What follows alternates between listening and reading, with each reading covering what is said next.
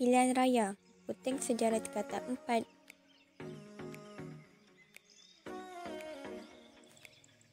Persoalan. Yang pertama, jelaskan latar belakang pilihan raya pertama di negara kita. Yang kedua, terangkan latar belakang Suruhanjaya pilihan raya. Yang ketiga, jelaskan dengan lebih terperinci proses pelaksanaan di Sabah pada tahun 2020. Keempat, terangkan kebaikan pilihan raya. Objektif kajian. Yang pertama, saya dapat mengetahui dengan lebih dalam tentang latar belakang pilihan raya pertama di negara kita. Yang kedua, saya dapat menjelaskan dengan lebih terperinci tentang latar belakang Suruhanjaya pilihan raya. Yang ketiga, saya dapat mengetahui proses pelaksanaan pilihan raya di Sabah pada tahun 2020. Keempat, saya dapat menerangkan dengan lebih terperinci tentang kebaikan pilihan raya. Kaedah kajian. Melawat tempat kajian, buku rujukan, temu bual dan juga internet. Laporan kajian. Jelaskan latar belakang pilihan raya pertama di negara kita. Pilihan raya pertama diadakan pada 27 Julai 1955 sebelum merdekanya Malaysia. Parti yang bertanding ialah Parti Perikatan, Parti Negara, Parti Islam Sertana Melayu, Parti Kebangsaan Perak, Liga Melayu Perak, Parti Progresif Perak, Parti Buruh dan Calon Bebas. Keputusan pilihan raya telah dimenangi oleh Parti Perikatan dengan 51 daripada 52 bilangan calon. Selaku pemimpin Parti Perikatan, Tengku Abdul Rahman dilantik sebagai Ketua Menteri.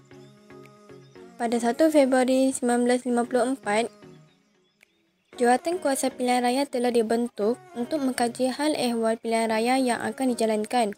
Terdapat dua bentuk penyertaan susunan MPP yang dinamakan bentuk A dan bentuk B. Tengku Abdul Rahman dan Parti Perikatan memilih bentuk A manakala Jawatan Kuasa Pilihan Raya memilih bentuk B. Pada 21 April 1954, Tengku Abdul Rahman, Tan Cheng Lock, T.H. Tan dan Dato' Abdul Razak Husin telah berangkat ke London untuk menyatakan hasrat menentukan 3/5 bilangan anggota MPP. Pada 14 Mei 1954, Tengku Abdul Rahman telah mengadakan rundingan dengan Olive Littleton, setiausaha tanah jajahan British di London namun gagal.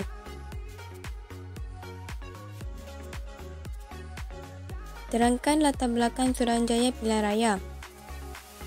Ditubuhkan pada 4 September 1957 mengikut Perlembagaan Perkara 114, Perlembagaan Persekutuan yang dianggotai 1 pengerusi dan 2 ahli. Pada tahun 1963, akhirnya ditambah kepada 3 orang, manakala pada tahun 1981 ditambah pula timbalan pengerusi. Dan Encik Abdul Rahman bin Abu Hassan orang yang pertama memegang jawatan.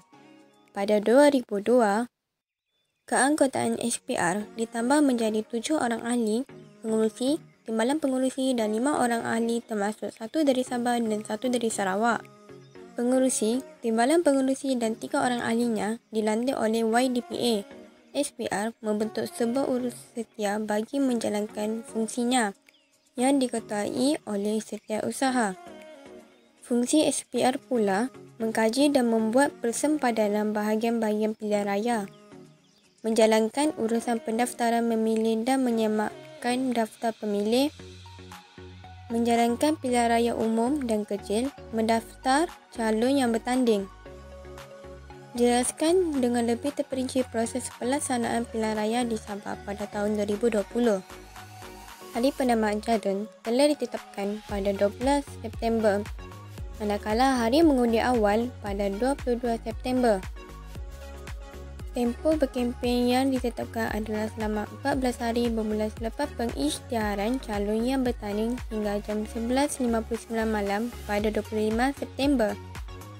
Bagi urusan permohonan undi pos luar negara dan dalam negara, tarikh buka bermula 17 Ogos dan tarikh tutup dalam negara ialah 11 September. Manakala tarikh tutup undi pos luar negara adalah pada 3 September. 64 pusat penambahan calon dan pusat penjumlahan rasmi undi akan digunakan 741 pusat mengundi membabitkan 2,540 tempat mengundi dan 56 pusat mengundi awal.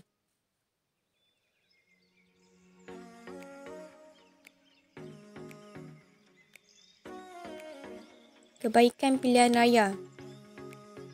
Yang pertama, dapat memberi ruang kepada rakyat untuk menilai wakil rakyat sama ada mampu berkhidmat dengan baik. Yang kedua, mempunyai obligasi yang kuat dan akan berusaha untuk mengubah nasib rakyat di kawasannya. Ketiga, rakyat dapat mengenali wakil rakyat mereka secara lebih dekat dan sebagai wakil rakyat, sudah tentu mereka akan menjadi lebih bertanggungjawab serta komited membela masyarakat di kawasannya. Keempat, dapat membela rakyat membantu negara mengalami proses pembangunan dan kemajuan di antara kawasan luar bandar serta bandar yang agak seimbang. Akhir sekali ialah rumusan. Pilihan raya sesungguhnya mendatangkan banyak kebaikan kepada rakyat negara ini. Sejak diperkenalkan sehingga kini, sistem tersebut telah mewujudkan suasana politik yang stabil, aman dan makmur. Kerajaan yang dipilih oleh rakyat perlu bijak memenangi hati rakyat dan tidak boleh berat sebelah terhadap golongan minoriti kerana keadaan ini akan menjatuhkan kerajaan pemerintah pada masa akan datang. Sebagai rakyat Malaysia yang bertanggungjawab, kebijaksanaan memilih kerajaan yang adil adalah amat penting bagi membangunkan negara dan membela nasib rakyat.